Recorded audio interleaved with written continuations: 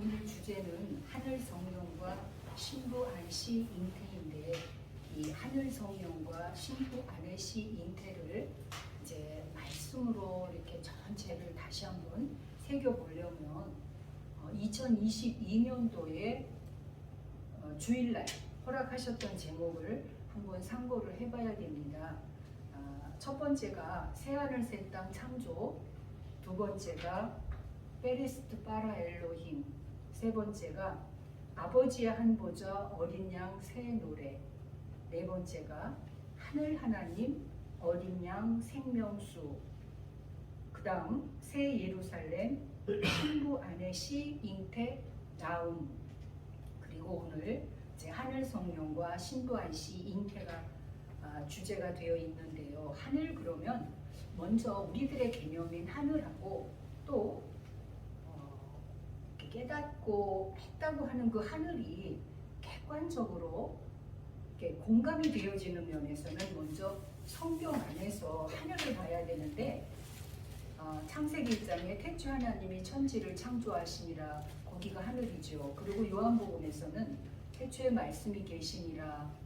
거기는 이미 창세전에 하늘이 되어져서 이 말씀이 하나님과 함께 계셨으니 이 말씀은 곧 하나님이시라. 그리고 이제 요한 1서를 보게 되어지면 태초에 말씀이 계시니라, 이 말 태초부터 있는 생명의 말씀에 관하여는 우리가 들은 바요 본 바요 주목하고 만진 바라 하는 면에서 거기에 하늘이라고 되어 있지는 않지만 생명의 말씀에 관하여 듣고 보고 주목하고 만진 우리들이 누구인가 하는 면에서 하늘에 대한 공감할 수 있는 개념들이 사실은 성경 어느 한 부분을 이렇게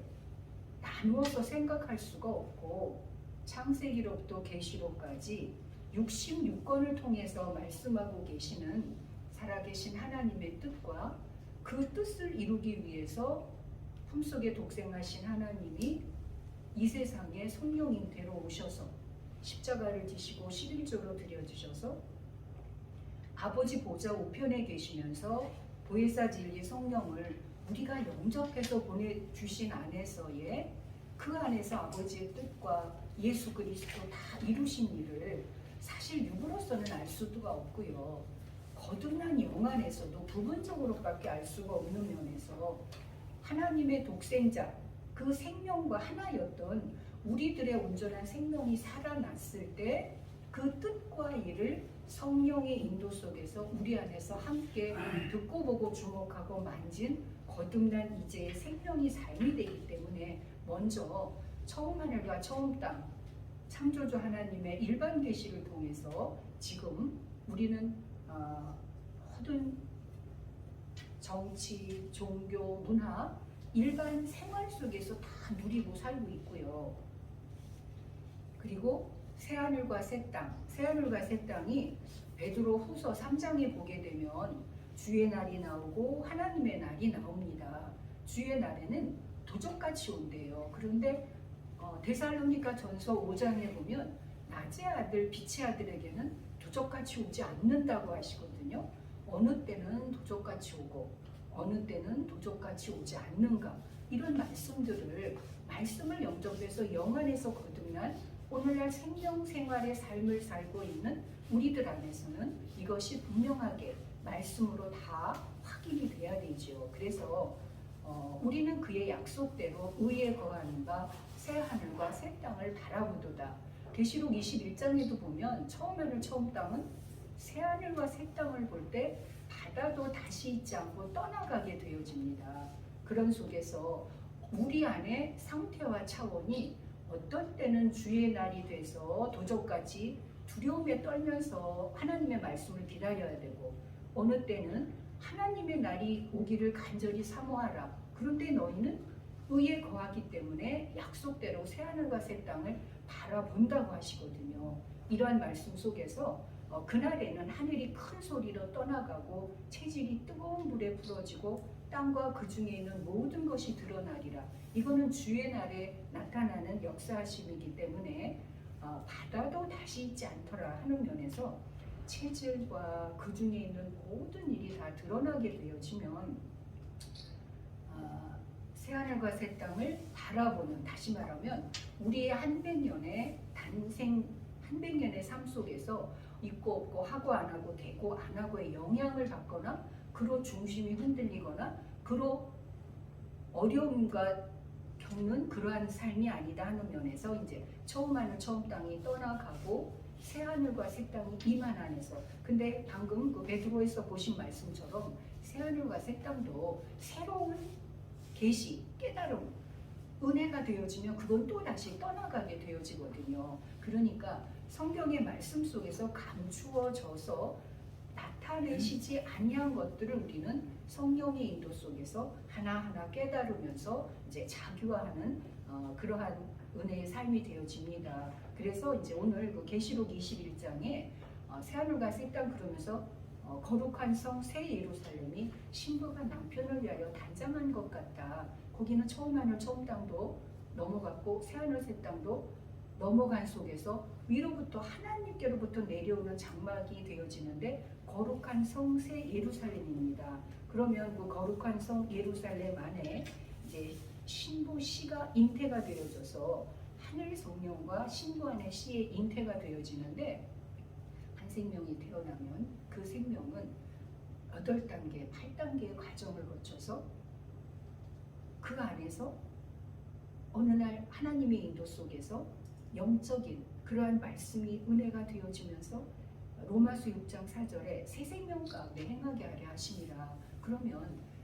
우리의 육적인 본성에서 그리스도와 함께 죽고 영적인 면에서 살리심을 받아서 새 생명 가운데 행하는 이제가 되어지면 그 안에서는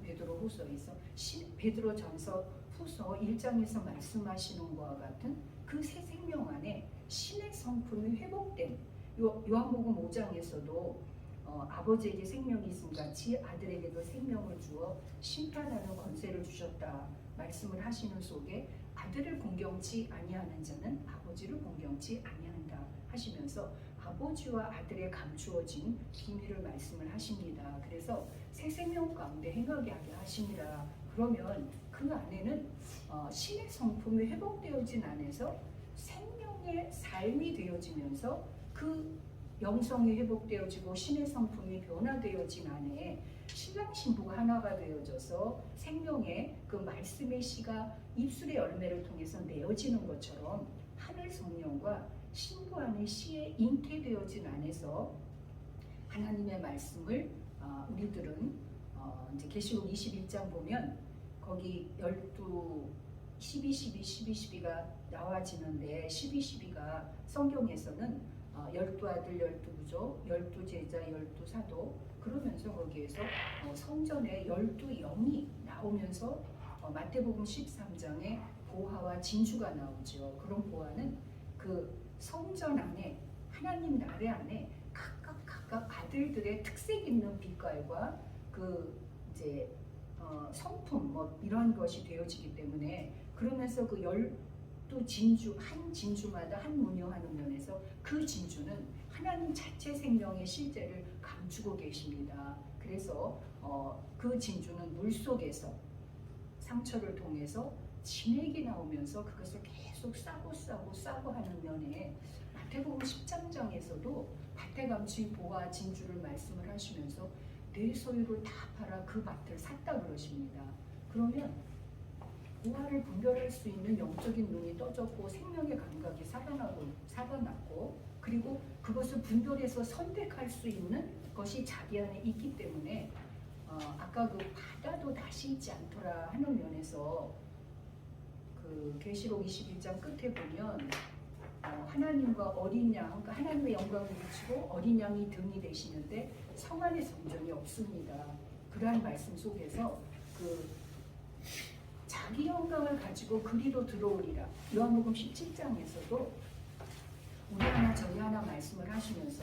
그 3절, 5절, 10절, 17절, 19절 핵심의 말씀을 보게 되어지면 창세전의 영광이 곧 거듭난 생명의 아들들의 영광이 되어지면서 내 것은 다 아버지의 것이고 아버지의 것은 다 내 것이 되어지는데 그 자기 영광이 있는 생명의 아들의 실제가 곧 신부 안에 잉태되어져서 신부시로 잉태되어진 온전한 그 새 생명 가운데에서 성품이 회복되어져서 오늘날 요한복음 5장에 아들에게 심판하는 권세를 허락을 하신 것처럼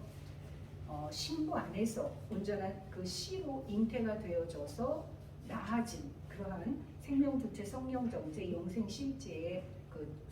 실체는 내면에서의 하나님의 뜻과 일을 예수 그리스도 다 이루신 것처럼 우리 안에서도 그 성취가 이루어져서 그것이 누려지면서 생명, 성령, 진리의 말씀에 온전함으로 말씀을 내는 이제의 삶을 전체